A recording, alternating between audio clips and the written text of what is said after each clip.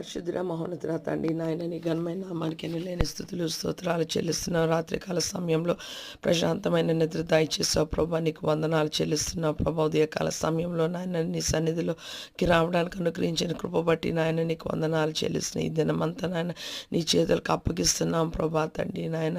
నీ కాపుదల, నీ క్షేమము, నీ భద్రత, నీ కృపలో ప్రభా, వాక్య ధ్యానంలో, ఆరాధనలో, ప్రార్థనలో ప్రభా తండ్రి నాయన మేము ఎడతెగక ఉండులాగను నాయన నీవు మాకు సహాయము దయచేయమని యేసయ్యా. మేము దివారాత్రులు వాక్యాన్ని ధ్యానం చేయమని అది మాకు ఎలాగో మాకు తెలియదు, కానీ నాయన నువ్వే బోధించమని వేడుకున్నా.